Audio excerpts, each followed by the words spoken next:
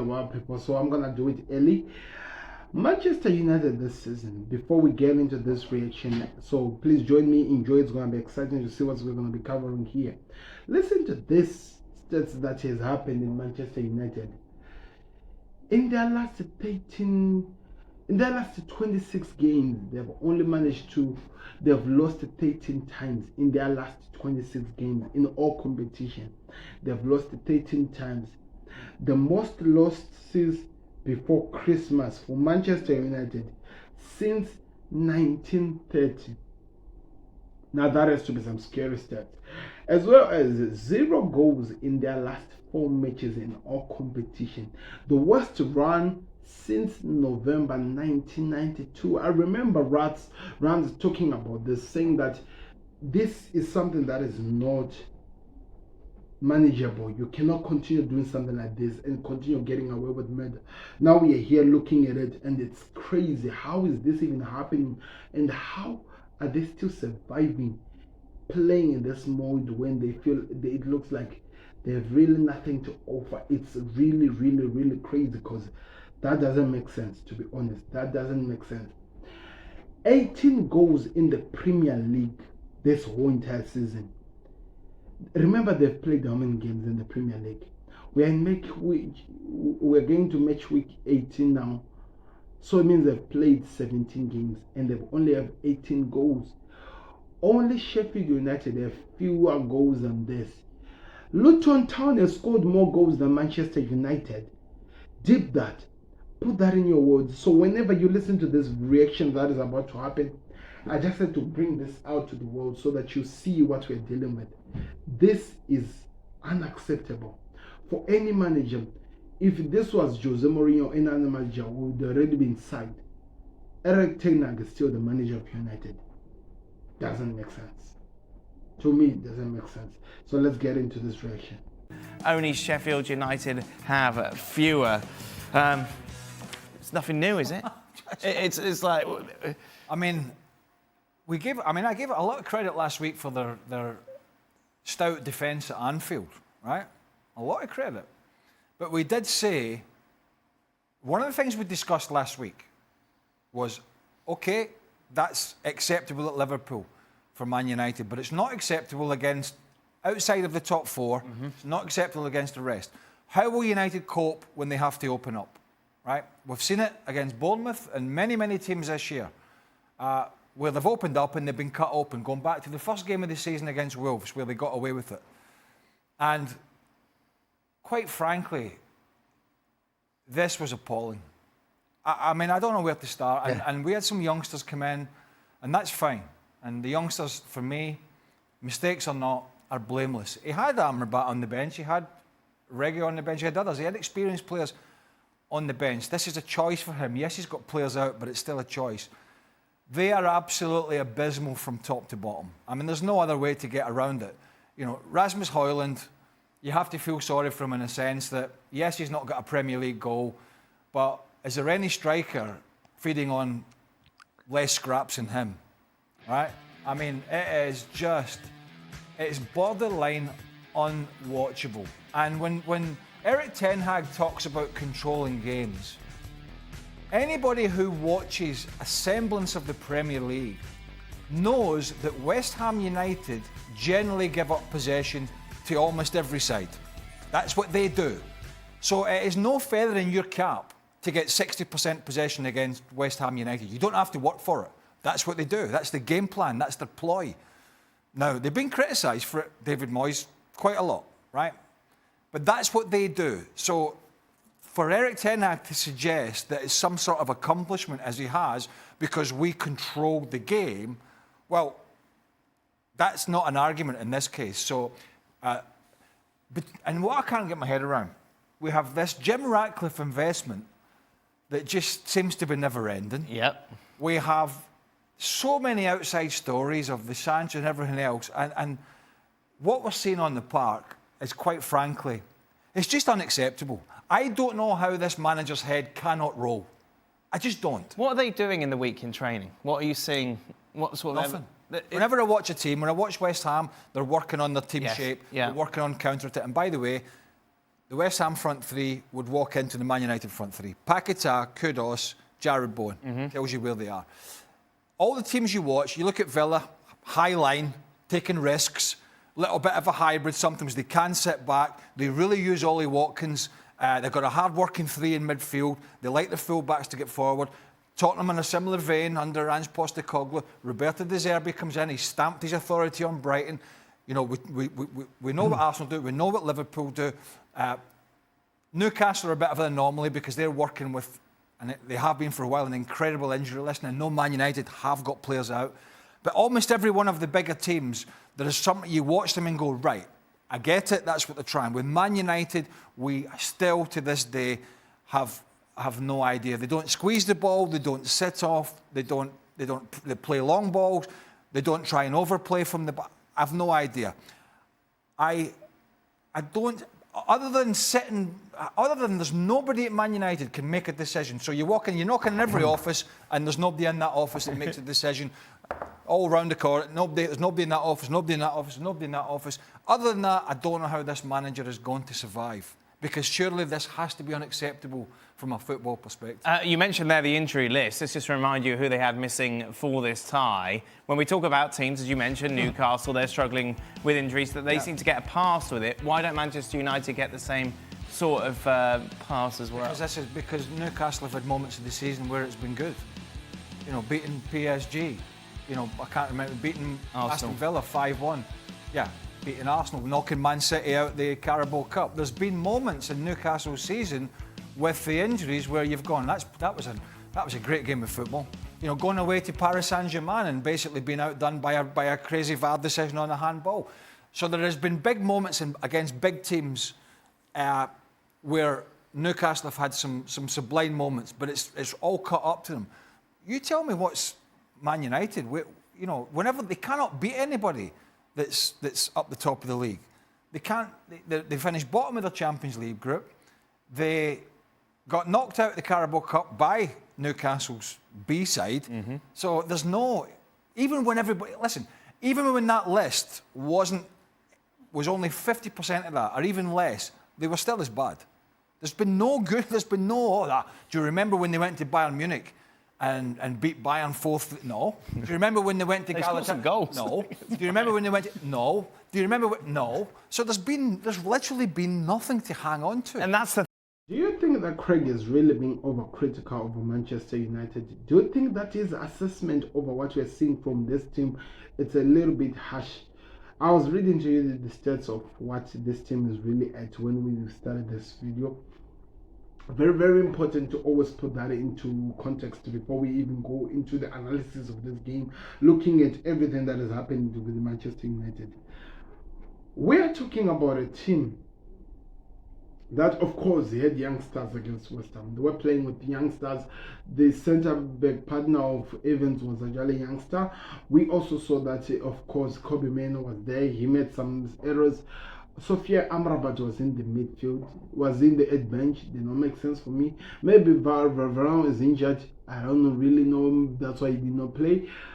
But what's wrong with United, to be honest?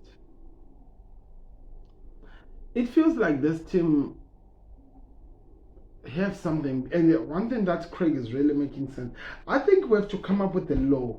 We should not really take anything that Eric Ten Hag talks about in the press conference seriously, because this man has the tendency of telling us something else and his mindset and everything of how the team is like, and just purposely do something way, way much different from what we're expecting.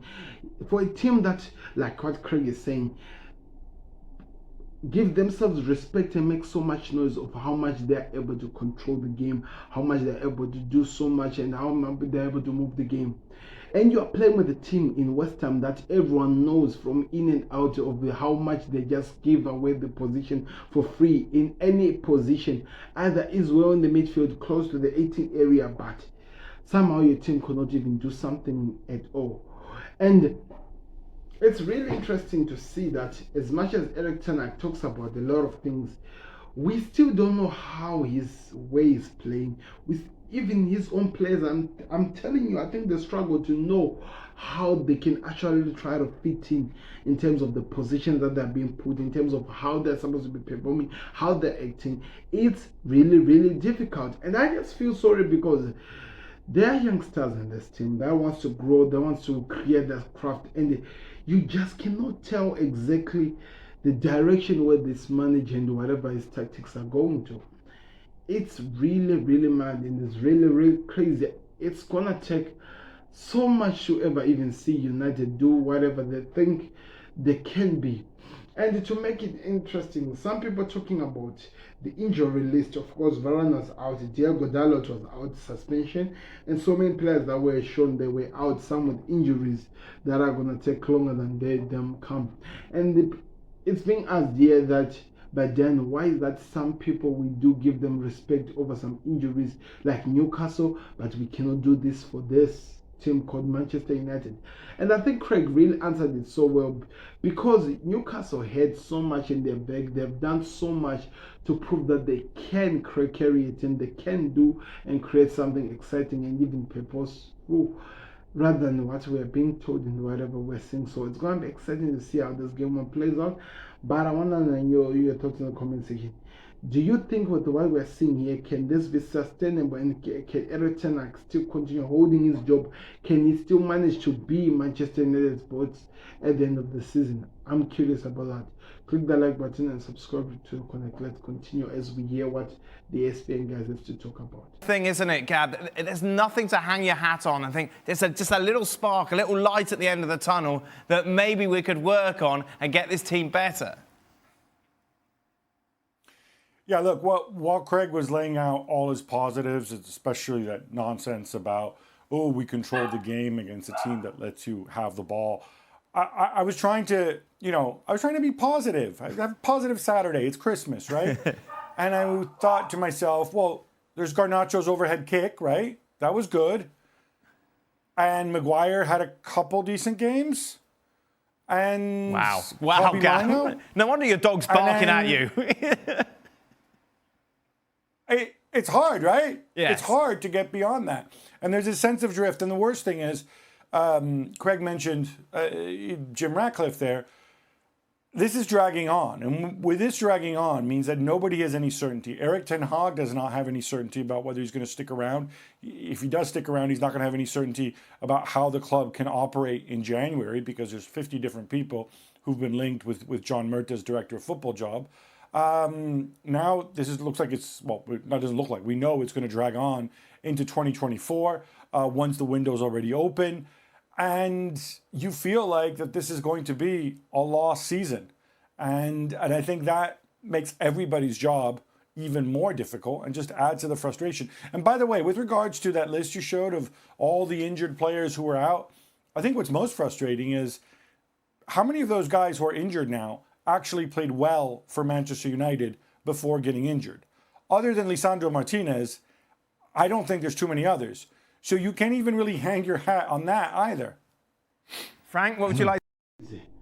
As you can hear what they're talking about here, you just cannot tell where the direction of Manchester United is going. It looks like there is now direction in terms of Inoue, so we're going to talk about that. The injury list, we are talking about players who are out there. Maybe some are not even featured, maybe until next season. We are also looking at other things that is happening. So it's really, really crazy. The manager can we say maybe the people that are missing in this team could be the reason why his team is performing poor? Can we actually come out and say that maybe that's the reason why they're at the position where they are? Can we actually say that maybe they're struggling to do anything that they can because there's so much confusion and no really direction over what's happening on the higher up? Because when you think about it, it's all Eric Ten Hag. He's setting up these games. He's setting up the players. He's the one who's fighting the players. He's the one who's causing chaos. He's the one who's turning things upside down the way they're supposed to be with the team. And that in itself is what is creating this chaos, this thing that is making people actually start to wonder if there's any direction of what they're expecting from this team. This is Manchester United, for Christ's sake. People are hoping to see this team do something, and people are hoping that things can just be as instant as this to actually start to see success. And at this moment, I've been watching this team.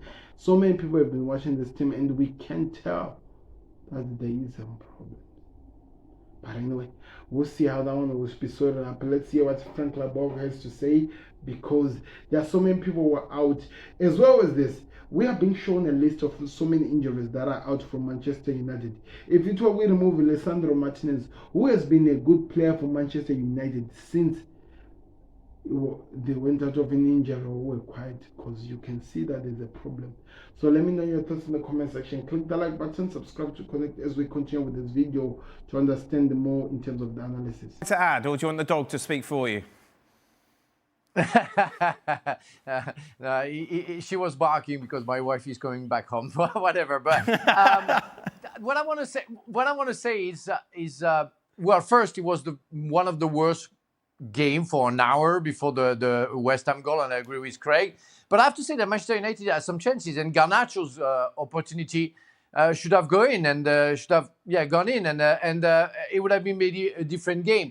You have some players who maybe we can get out of the criticism, like Garnacho, maybe Luke Shaw as well, who are still keeping the level that they were, being drawn by the others. We all know that Ten Hag lost half of the dressing room, like Rashford, for example, is one example out of maybe 10 players. And you feel that it's already the end of it. I mean, there is a fantastic interview post game about the lady having fun with Ten Hag, poking him, and him saying that we were dominant, we were good, we were better than West Ham, which goes what Craig explained, that of course, because West Ham doesn't want the ball, so of course you're dominant, but you do nothing. It's over. He lost all credibilities on this conference, press conference time, and I think it's over. It's over. He has to go, and somebody has to come. But how are you going to resolve? I mean, I talk a lot about Chelsea and how impossible I think right now is to solve all the problems. I think for United, it's exactly the same. There are player problems, there's no doubt. But I tell you what, there's a bunch of other one thing you got to look at as well is to say, look, is he still getting the most out of what he has got? And the answer for me is a categoric no. There's a bunch of other managers, never mind around Europe, right? With Thiago Motta's, we talked about with Gab on Friday, and others. There's a bunch of other managers, up and coming and experienced in Europe. But even in England alone, there's probably 7 or 8, I think, would do a better job at Man United than Eric Ten Hag. He's struggling. He is out. It looks to me like last year was an anomaly, and he's out his depth. I mean, goodness me. Even Sean Dyche is getting Everton playing better football than Man United. They were able to go to Tottenham today. Okay, they lost. They went to Tottenham today, and they gave Tottenham a going over for a long part of that game. Playing football. Yeah. Right? But you know, I'm sorry, guys. I don't know if you were told, because I was told that Graham Potter is maybe linked to Manchester United to become the next coach. Who told you that? Where Frank? I mean, he was Huh? What? Who told you that? The dog? Well, was told on the French television. That Graham Potter might be the next coach. He's not going And there.